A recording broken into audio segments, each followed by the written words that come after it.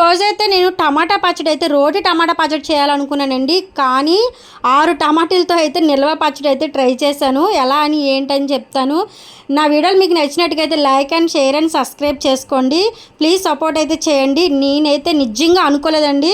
చాలా అంటే చాలా బాగా కుదిరింది. అసలు ఇలా కుదురుతుందని కూడా నేను అనుకోలేదు.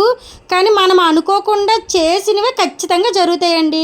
అదేంటో కానీ మనం కావాలని దాని మీద ఎంత శ్రద్ధ ఇచ్చినా కూడా జరగదు. కానీ అనుకోకుండా చేస్తాం చూడండి, అది సక్సెస్ అయినా పర్లేదు, సక్సెస్ కాకపోయినా పర్లేదు అని చేసేది మాత్రం చాలా అంటే చాలా నిజంగా టేస్ట్ చెప్తున్నానండి. ఎంత బాగుందంటే నేను నా జీవితంలో అయితే నిల్వ పచ్చడి అయితే మొదటిసారి పెట్టానండి.